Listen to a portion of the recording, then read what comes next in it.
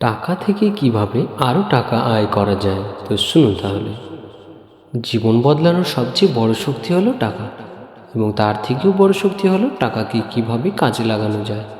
তো অনেকেই ভাবে যে টাকা শুধুমাত্র একটি খরচ করার জিনিস। তো কিন্তু কি জানেন সঠিক মানুষ কি বলে? টাকা হলো একটি কর্মচারী, তাকে কাজ করাতে জানতে হয়।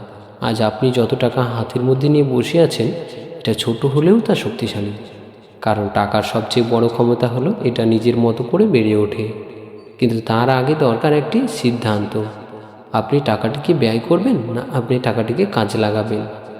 তো আপনি কিভাবে টাকা থেকে টাকা তৈরি করবেন? ইনভেস্টমেন্ট করুন, ছোট দিয়ে শুরু করুন। শেয়ার বাজার, মিউচুয়াল ফান্ড, এফডি, যেখানে হোক না কেন। টাকা রোজগারের সবচেয়ে শান্ত, নিশ্চুপ কিন্তু শক্তিশালী পথ হলো ইনভেস্টমেন্ট। স্কিল শিখুন, টাকাকে জ্ঞান দিন। যে স্কিল আপনাকে দিনে 1 ঘন্টা কাজেও টাকা আয় করাতে পারে, সেটা যে কোনো দিনের সেরা ইনভেস্টমেন্ট হতে পারে। স্কিল শেখা মানে নিজের ভেতরে মানি মেশিন তৈরি করা। তো ছোট ব্যবসা শুরু করুন। অনেকেই ভাবে যে ব্যবসার জন্য বড় টাকা লাগে। না, ব্যবসায় লাগে চেষ্টা, ধৈর্য আর স্মার্টনেস পরিকল্পনা। তো একটা ছোট্ট অনলাইন পেজও হতে পারে আপনার পরবর্তী আর্নিং সোর্স। তো একটা আর্নিং সোর্স নয়, বরং একাধিক আর্নিং সোর্স তৈরি করুন। আজকের সময়ে একটি আর্নিং দিয়ে জীবন চলে না। যার আছে টাকা, সে আরও আর্নিং সোর্স বানাতে পারে। তো মনে রাখবেন, টাকা আপনাকে বড় করে না, আপনি টাকাকে যেভাবে ব্যবহার করেন সেটাই আপনাকে বড় করে।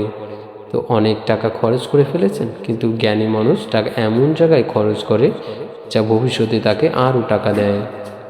আজ যদি আপনার কাছে 500 টাকা থাকে, ভাবেন এটা কম নয়, ভাববেন এটাই আপনার ভবিষ্যতের প্রথম ইট। টাকা থাকতে খরচ করা সহজ, কিন্তু টাকা দিয়ে টাকা বানানো, এটাই স্মার্টনেস, এটাই শক্তি। আপনি যদি চান আপনার জীবন বদলে যাক, তাহলে একটাই কথা মনে রাখুন: investment more, let your money work harder than you. আরও বিনিয়োগ করুন, আপনার টাকাকে আপনার চেয়েও বেশি পরিশ্রমী করতে দিন।